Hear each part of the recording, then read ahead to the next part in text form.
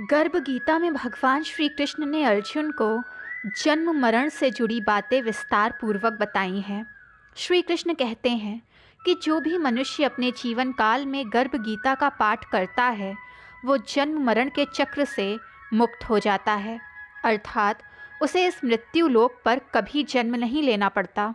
इसके अलावा श्री कृष्ण ने गर्भ गीता में ये भी बतलाया है कि माँ के गर्भ में प्राणियों को असहनीय पीड़ा क्यों सहनी पड़ती है। तो आइए जानते हैं कि आखिर जन्म से पहले ही प्राणियों को गर्भ में कष्ट क्यों भोगने पड़ते हैं। गर्भ गीता में अर्जुन भगवान श्री कृष्ण से पूछते हैं, हे मधुसूदन, कोई भी प्राणी जब माँ के गर्भ में आता है तो वो किस पूर्व जन्म के कर्मों के कारण आता है, और माता के गर्भ में जन्म लेने से पहले प्राणी इतना कष्ट क्यों भोगता है। तब भगवान कृष्ण उन्हें उत्तर देते हैं, जन्म मरण तो संसार में लिप्त रहने वाले प्राणियों की नियति है। ऐसे प्राणी सांसारिक वस्तुओं की कामना तो करता है परंतु मेरी भक्ति पर ध्यान नहीं देता। इसी कारण वो बार बार अलग अलग योनियों में आकर जन्म मरण का दुख भोगता है। हे अर्जुन, वन वन भटकते हुए सन्यासी भी मुझे तब तक प्राप्त नहीं कर पाते जब तक उनके हृदय में मेरा निवास ना हो।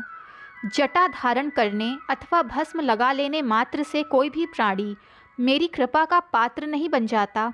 मैं ऐसे हृदय वाले प्राणियों को मिलता हूँ जो काम, क्रोध, मोह, लालच, अहंकार से परे हों। जो प्राणी जीवित रहते हुए काम, क्रोध, मोह और अहंकार के वश में नहीं रहता उसे पुनः किसी न किसी योनि में अवश्य जन्म नहीं लेना होता। माँ के गर्भ में आने के बाद वो मांस, मज्जा और गंदे रुढोरों यानी खूनों से घिरा रहता है। जब वो गर्भ में 6 माह का होता है तो दुर्गंधों के बीच रहता है। ऐसे में गर्भ में पल रहा प्राणी सोचता है, आखिर मैंने पूर्व जन्म में ऐसा कौन सा अधर्म किया था जो मुझे इस नरक में आना पड़ा। वो ज़ोर ज़ोर से ईश्वर को आवाज़ देता है। गर्भ में पल रहा प्राणी ईश्वर से कहता है कि हे प्रभु, मैं मोह से भरी दुनिया में जन्म नहीं लेना चाहता, परंतु ईश्वर उसकी बातों को अनसुना कर देते हैं।